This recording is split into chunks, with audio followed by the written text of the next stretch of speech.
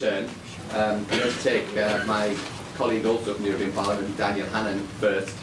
Dan represents the southeast of England. I know he's very well known over here in the US, and a great star from his...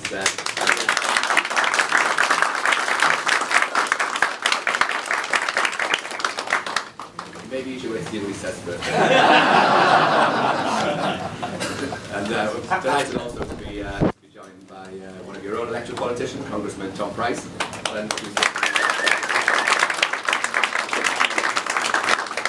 far left is Daniel Hannan, who's a Belgian member of European Parliament and a Vice President of our group in the European Parliament. We'll shortly be joined by a Czech member, Jan Zahradil, and I think he's out observing the medal ceremony for that House Klaus at the moment. So we'll everybody's so much cooler if you're Klaus. Yeah, the problem is Klaus is still alive. Back that Hubble, I apologise for that. Too many Klauses. Right, without further ado, Dan Hannan. Well, Martin, thank you very much, and ladies and gentlemen, thank you all for coming. I asked somebody just before I came in, I said, what do you think it would be a good idea to talk about? And they said, well, tell us how things are going in Europe. And I think I can best answer that question by quoting my favourite Boris Yeltsin story. A proudly feel of good Boris Yeltsin stories. There was an occasion when he was passing through the UK, and he gave a press conference, and a British journalist said to him, Mr. President, in a word, what is the condition of the Russian economy? Yeltsin said, good. And the journalist said, Mr. President, in a word is just an English turn of phrase. You don't literally need to answer in a word. You can elaborate a little bit if you like. And Yeltsin considered me and said, not good.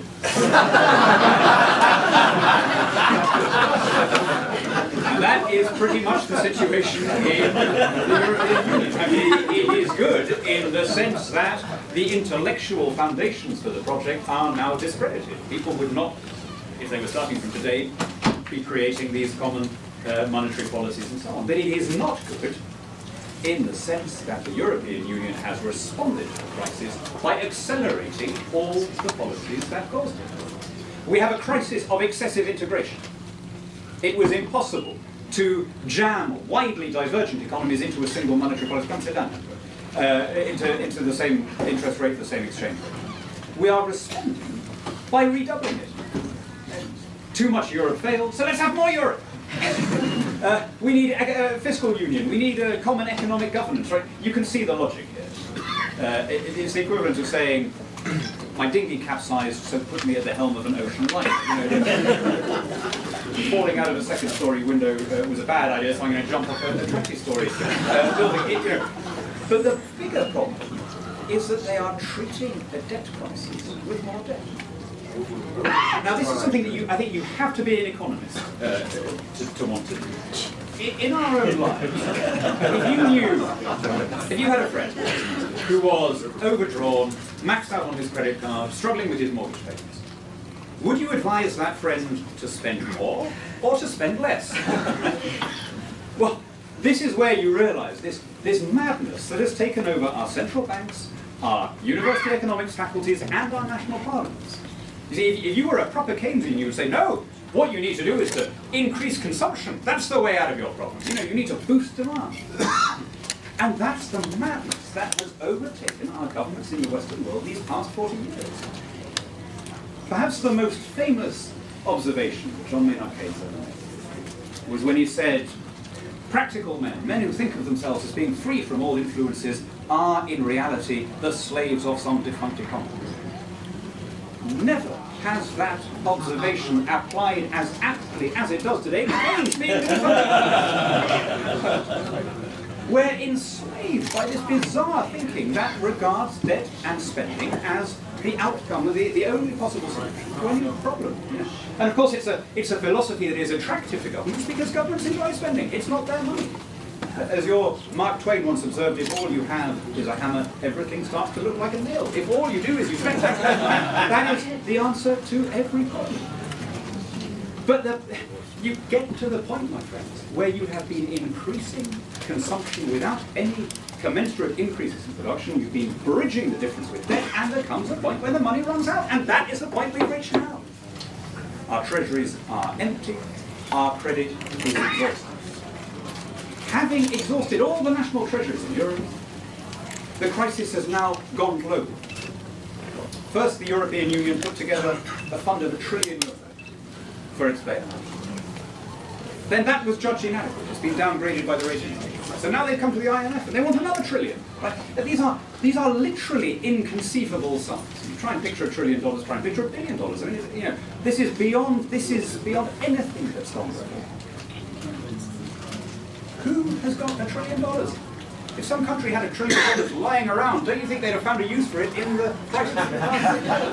Where are we going to get this money? And who stands guarantor? Where is the collateral for a debt of that scale? In theory, the collateral, the guarantor is the European Central Bank, but in practice, the ECB holds so much junk debt from the stricken Mediterranean's Eurozone members that it is, on most definitions, already a bad bank. So who stands behind the ECB? Well, this is where it comes through.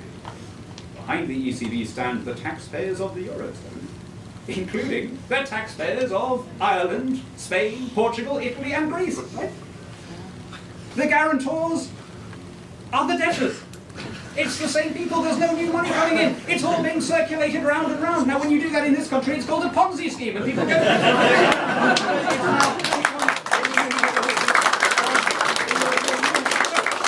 From where are we going to borrow the trillion? Well, if nobody has $1 trillion lying around, we borrow it from generations yet to come. Keynes was famously insistent about this. In the long run, he observed, we're all dead. My friends, that is not true. Or at least, it is not true from the perspective of those of us who, unlike Keynes, have children. There is something deeply immoral about this generation expecting to maintain its standard of living at the expense of the younger people in this room, and those yet to come. When you have been binging, you are going to get the hang of it. I'm afraid there is no way of getting around this. You can have another couple of shots of vodka. You get a temporary illusion maybe of bien-être, as we old Brussels hands say. you get a sense of temporary relief, but you know what? You're making the eventual reckoning worse. What is happening the world over is that the markets are attempting to correct after a period of artificially cheap credit. We had 15 years when all over the world, your Fed, our Bank of England, the European Central Bank, the Bank of Japan, they all made the same mistake. They kept interest rates too low for too long. The bubble was inflated, and now the air is trying to come out, and that is not a pleasant process. Right? I'm not going to pretend it is. There are no easy outcomes from here. It means a decline in living standards for most people. But once it's happened, growth can begin again on a more sober and realistic basis.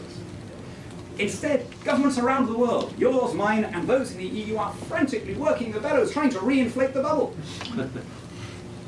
They are making the eventual reckoning their heavier.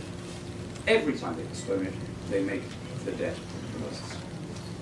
And as well as worsening the economic situation, they leave a different relationship between government and individual.